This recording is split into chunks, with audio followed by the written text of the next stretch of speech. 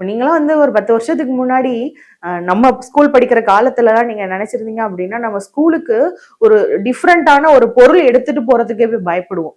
ஒரு கலர்ல இருக்கிற ஒரு பாக்ஸ் எடுத்துட்டு போறதா இருக்கட்டும், இல்ல நம்ம ஒரு பயங்கரமா ஒரு ட்ரெஸ் போட்டுட்டு போனா கூட அங்க கொஸ்டின்ஸ் வரும். என்ன இப்படி ட்ரெஸ் போட்டிருக்கீங்க, என்ன இங்க ரிப்பன் கட்டல, என்ன நீங்க கண்ணுல மை விட்டுருக்கீங்க அப்படிங்கிற ஒரு மாதிரியான கொஸ்டின்ஸ் வரும். ஸோ இப்ப அது எல்லாமே மாறிடுச்சு. ஏன்னா நம்ம சரி பண்ணிக்கணும், நம்ம அழகா நினைக்கிறோங்கிறது நல்ல விஷயம். அது அதை கொஸ்டின் கேட்கணும் அப்படின்னு நான் சொல்லல.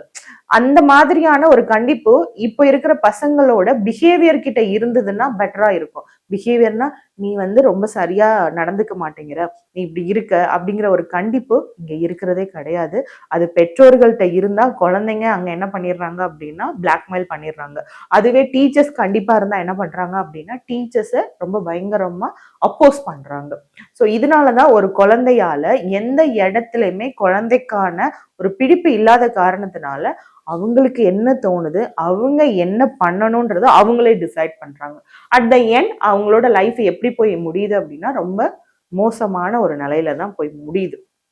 அடுத்து அந்த பையன் பாருங்க, டீச்சர் இருக்காரு, ஹெட் மாஸ்டர் இருக்காரு, இன்னும் 2 சார் இருக்காங்க. ஆனா அந்த பையன் அதை பத்திலாம் கண்டுக்கவே இல்லை. இன்னொரு பையனை அடிக்கிறதுலதான் குறியா இருக்கான். அப்ப டீச்சர்ஸ் ரொம்ப அழகான ஒரு சாஃப்ட் டோன்ல சொல்றாங்க, தம்பி பண்ணாதடா, வேணாண்டா, வாடா அப்படின்னு சொல்றாங்க. பட் ஆனா அவனோட அக்ரஷன் குறையவே இல்லை. அப்போ என்ன அப்படின்னா அந்த சிச்சுவேஷன் அவங்களுக்கு ஏத்ததுன்னு அவங்க நினைச்சுக்கிறாங்க. ஏன்னா அங்க அந்த குழந்தைய தவற சுட்டி காட்டுறதுக்கும் அவங்க தவற கண்டிக்கிறதுக்கும் அங்க ஆள் இல்லை. ஸோ இதுதான் இங்க இருக்கிற பெரிய விஷயம். இப்போ சைக்காலஜிக்கலா நீங்க யோசிக்கிறீங்க அப்படின்னா ஒரு குழந்தை இவ்வளவு அக்ரஷனுக்கு போறதுக்கு காரணம் நம்ம வீட்டோட சூழ்நிலை தான். நம்ம வீட்டுல எப்படி இருக்குமோ அப்படிதாங்க கண்டிப்பா குழந்தைங்க இருப்பாங்க. நீங்க கெட்ட வார்த்தை பேசினா உங்க குழந்தை கெட்ட வார்த்தை பேசும்.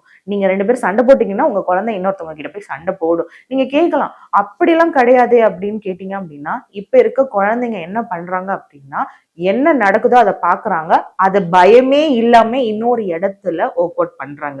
அப்ப அதுல சமுதாயமும் அதுல வருது, நம்மளோட சொசைட்டியும் அதுல இன்க்ளூட் ஆகுது, அஸ் வெல் ஃபேமிலியில நடக்கிற இஷ்யூஸும். இப்போ ஹஸ்பண்ட் ஒய்ஃப் இருக்கீங்க, உங்க குழந்தைக்கு முன்னாடி நீங்க கெட்ட வார்த்தை பேசிக்கிட்டீங்கன்னா அதுக்கு தப்புன்னு தெரியாது, அது பேசும். ஆனா நம்ம பேசிடுவோம். ஆனா குழந்தைகிட்ட என்ன சொல்லுவோம், நீ கெட்ட வார்த்தையெல்லாம் பேசக்கூடாது, அது ரொம்ப தப்பு அப்படின்னு சொல்லுவோம்.